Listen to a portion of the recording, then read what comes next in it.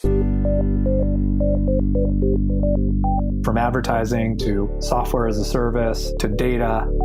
Across all of our programs and clients, we've seen a 55 to 65% open rate. Getting brands authentically integrated into content performs better than TV advertising. Typical lifespan of an article is about 24 to 36 hours. If we're reaching out to the right person with the right message and a clear call to action, then it's just a matter of timing. Welcome to the MarTech Podcast, and I Hear Everything production. In this podcast, you'll hear the stories of world-class marketers that use technology to drive business results and achieve career success. We'll unearth the real-world experiences of some of the brightest minds in the marketing and technology space so you can learn the tools, tips, and tricks they've learned along the way. Now here's the host of the MarTech Podcast, Benjamin Shapiro. Welcome to the MarTech Podcast. I'm your host, Benjamin Shapiro, and today we're going to talk about the future of MarTech. Joining us is Phil Gamesh, who is the co-founder of the Humans of MarTech podcast, which is a podcast dedicated to future-proofing the humans behind MarTech and ensuring their happiness and success in marketing careers. Yesterday, Phil and I talked about building the Humans of MarTech podcast and his experience as a podcast host. And today we're going to continue the conversation focusing on using Midjourney to create eye-popping imagery. All right, here's the second part of my conversation with Phil Gamesh, the co-founder of the Humans of MarTech podcast. Phil, welcome back to the MarTech podcast. Excited to chat about some AI tools, Ben. Admittedly, this episode is totally self-serving, and I don't consider us to be competitors. We both are ranking at the top of the MarTech podcast charts, or when people search for the MarTech podcast, we both show up at the top. I consider us to be in a very select group of peers that are creating great marketing podcasts. I hope you feel the same way. I think that we're the startup and you're the enterprise conglomerate, if you will. Oh, conglomerate my ass. Come on, man. I'm a guy sitting in front of a podcast mic in his home. I've just been doing this for a long time, and you have a full-time job that pays your salary. I have to sing for my supper. But I admire your work as a podcaster. I love your show. And I was sitting around, we're connected on LinkedIn, and I was watching your LinkedIn feed, and all of a sudden, you had these incredible images for each individual episode that you're producing, which they're AI created. I could tell that. But like this crazy futuristic imagery, but the person who's the guest host, their face is there. For anybody who hasn't seen the Humans of MarTech, go to humansofmartech.com. I'm assuming the images are there, but you can go to Phil's LinkedIn profile. I had an oh shit moment, which was I'm sitting around. We use the same MarTech logo that we've had for 6 years, and it's an M that I got from some dude on Fiverr for like $35 6 years ago. And each episode gets the same logo, and it even has our old sponsor on it. We really need to update the logo. I don't think our MarTech M is changing anytime soon because I consider it to be our brand marks. But I probably should start creating individual episode creative like you have. And yours is so much better than ours. And I have such FOMO. Shit, man. Damn. How'd you do that?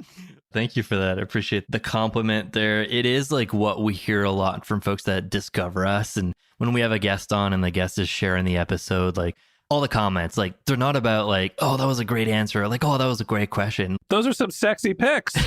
Yeah. Wow, like that's a cool image. Like, I love the cover art. Nice image. And maybe it helps us get folks to check out the show. And it's definitely helped us attract some potential sponsors for next year. So I think it's a differentiator for us. And I got started in marketing like way back in the day with like the aspiration of being a graphic designer, like being on the graphic side of stuff. So it was always like an appealing aspect of the podcast to design the cover art. Like our main cover art for the show is something I just drew up together in Illustrator and Photoshop. And I have a newborn daughter. She's 5 months now. And when I was on pat leave, I went super deep on the podcast and AI. You're supposed to be paying attention to your children, Phil. She was passed out sleeping on top of me. You got 5 months to bond with the kid. In between changing diapers, I mean, Ben, obviously. I went back to work after 3 weeks. No guilt here.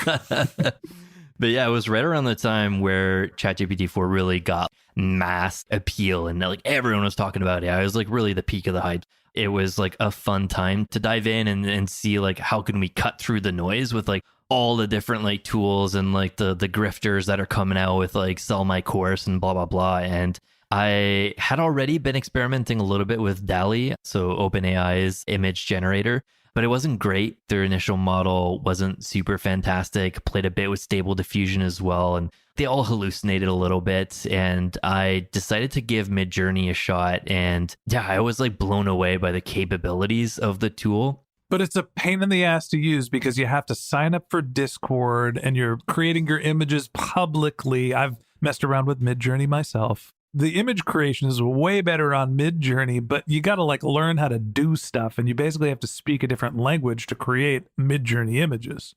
Definitely a bit of a learning curve for sure, but there's so many tutorials on YouTube, and I could shout out a bunch of different creators here. I don't have their names handy, but I just watched a bunch of videos from Midjourney experts that were using previous versions of it, even before like AI was at the top of the hype cycle. And you just learn from those folks. And Midjourney has a good like user guide as well that I referenced a lot when I was first getting set up. But you're right. You need a Discord account. I already had one in my first foray into Web3 for some gaming channels, but it is their way to connect to the Midjourney server. But you can still create your own personal server that's private and connect the Midjourney bot to that. And so it's not in like a public channel. If you save it, it's still kind of saved on Midjourney's website, but you can set it up on your private server channel where you're not competing with a bunch of other people on like a newbie channel. I have a hack for you. You can direct message the Midjourney bot and you can create your images. You don't actually have to do it in a public channel, which is the way to keep your images private, right? If you're trying to do something that's going to be your IP, you don't want them publicly shared, direct message the Midjourney bot, but go on. Yeah, we do a lot of the cover art images that have real guests' faces on there. So part of the process is pasting real images from our guests. So like the last thing I want to do is share some public images of Scott Brinker on Midjourney and people know like what I'm doing there. So yeah, I set it up on a private server, a Humans of Martech Discord server where I just connected the Midjourney bot to that. And I start off by just pasting a bunch of images of my guests. If they don't have enough images on LinkedIn or their social feeds, I'll just reach out to them and ask them to send me some extra ones. The idea is like pasting a bunch of them in there, grabbing the URL for it, and then you include that in your prompt in Midjourney. So over time, I spent like a good month during Pat Leave, like playing around with what is going to be the style of the image for our cover art. And I settled on this kind of futuristic sci-fi-ish, but yeah, it's like flat illustrations, and I have a whole prompt for it basically that I copy paste, and I'm happy to share it or we can put it in the show notes there. But it's been super fun. And part of the secret sauce is an extra bot on top of that. So we can add that in the show notes too. I'll send you links to it, but it's called Insight Face Swapper. So this is what allows us to like save Ben's face or Scott Brinker's face in one of those bots. And then when Midjourney outputs an illustration, kind of looks like Scott or Ben, but not exactly. You can just be like, yeah, it doesn't really look like him. It's different nose, different eyes. But then you can overlay the Insight Face Swap on top of that, and then it looks way more like the actual person. That is the biggest problem that I've had. I've used Midjourney to create show art. So there was a podcast that we were pitching. We've got a production company, and it was a healthcare podcast. And so I pitched this podcast to be called Understanding Healthcare.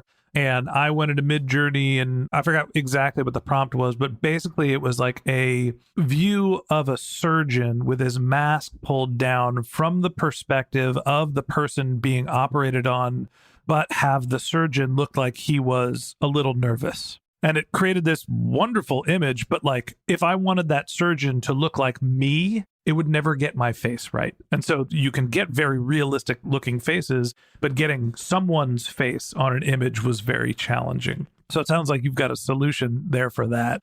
What are some of the other ways that you've played around with Midjourney, different styles? You mentioned you were going for the sci-fi type look and keeping things consistent within a theme, because what I've found is you could put the same prompt in 10 times and get 10 different results. And sometimes they very much do stray from that sort of central theme. Your images all look unique and different and beautiful, and damn it, they're good. But they're also very thematic, and they clearly are within your brand. How do you keep them within that structure?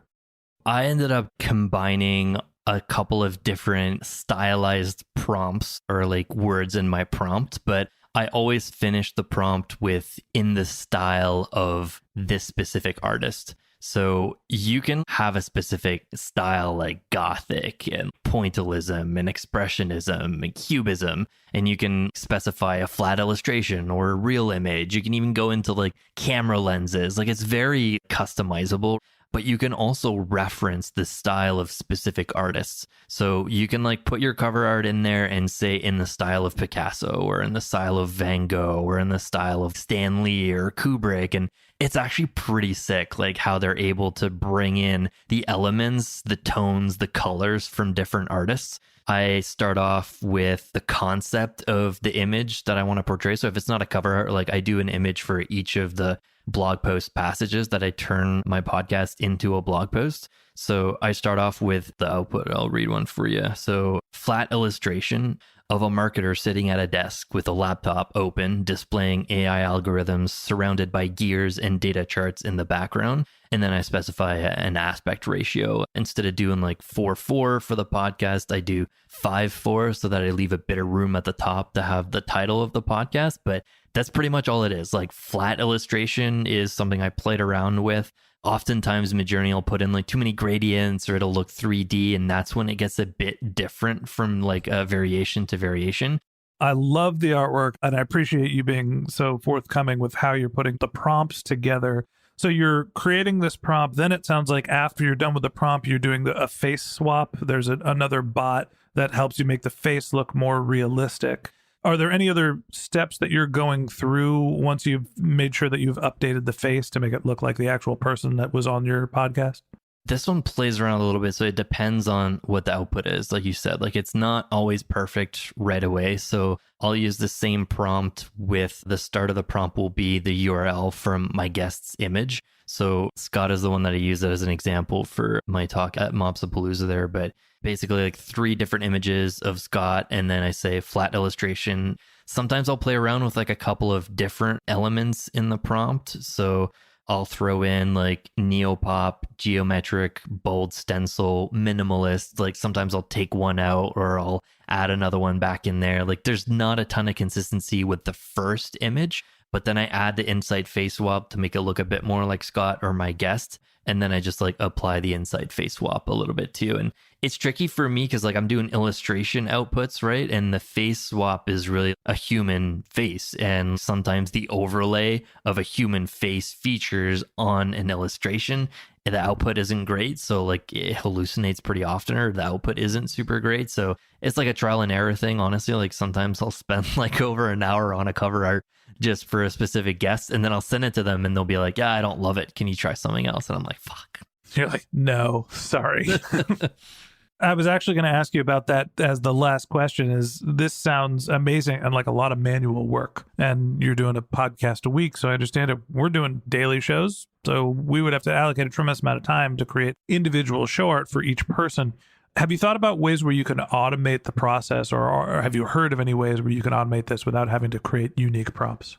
Not yet. I do use Midjourney and ChatGPT in pieces of the process. So on top of the cover art, which sometimes can take a bit of time if the guest is picky a little bit, and I'm okay doing it too. I think next year, if a guest is willing to come on the show, we're going to make it kind of a requirement for them to change their LinkedIn profile picture to be the cover art image for a certain amount of time. But I also use, when I recycle the audio version transcript into a blog post on our site, for each of the question and answer, I have an H2 and then I have an image under that H2. And at first it was like super time consuming to figure out what is the prompt to Midjourney to have a cool header image for that part in the blog post. So now I feed the majority of that blog post passage to ChatGPT and I ask it to suggest a creative analogy for DALL-E image prompt. It doesn't know what Midjourney is because it's too new, but it knows what DALL-E is because it's made by the same company. So ChatGPT will just spit out 10 alternatives of a cool prompt that could represent the essence or the takeaway of that blog post passage. And I've like tweaked my prompt to have the existing early starting parameters and the aspect ratio at the end of that as well, so that I'm just like copy pasting my favorite one directly into Midjourney. Those ones I spend less time like being too picky about it. I just upskill one of them, copy paste it, boom, right into WordPress, add a couple of alt texts to it, and then it's done. So I think that in the future, maybe there are some ways of automating it a little bit, but honestly, I love it. It's so fun to go through the process, and I'll be on my laptop at night while like my wife and the baby is sleeping, and like sometimes she'll wake up and she's like, I'm either on Midjourney or ChatGPT. It's a little bit addicting, and it's like the most fun creative project I have when I am pitching to do a new podcast. Whenever anybody's like, hey, do you want to do a podcast for us? Put a proposal together. I'm like, sweet. And I give them like the proposal, and most of that's templated, but I'm also going to give them 3 logo samples. You know why? Because I like doing the logo sample. Phil, I appreciate you being so transparent and walking everybody through how you make your custom artwork. I think that the usage of Midjourney is something that most people probably don't quite understand how to do. It's super fun. And I honestly have so much envy of how you've put together your images. You're kicking our butt when it comes to imagery in the Martech podcast landscape. And I will forever be grateful, but also still jealous. Thank you for coming on, being my guest, and sharing the secret sauce. Definitely. Appreciate your time, Ben. This is super fun. All right. That wraps up this episode of the Martech Podcast. Thanks to Phil Gamesh, the co-founder of Humans of Martech Podcast, for joining us. If you'd like to hear more from Phil, you can find a link to his LinkedIn profile in our show notes. You can contact him on Twitter. His handle is GamacP. That's GAMACP. Or you could visit his website, which is humansofmartech.com. Just one more link in our show notes I'd like to tell you about. If you didn't have a chance to take notes while you were listening to this podcast, head over to martechpod.com, where we have summaries of all of our episodes and contact information for our guests. You can also subscribe to our weekly newsletter, and you can even apply to be the next guest speaker on the Martech Podcast. Of course, you can always reach out on social media. Our handle is MartechPod, MarTechPod, on Twitter, Facebook, and Instagram, or you can contact me directly on LinkedIn. My handle is Ben J. Shap, BenJShap. And if you haven't subscribed yet and you want a daily stream of marketing and technology knowledge in your podcast feed, we're going to publish an episode every day this year. So hit the subscribe button in your podcast app, and we'll be back in your feed tomorrow morning. All right, that's it for today. But until next time, my advice is to just focus on keeping your customers happy.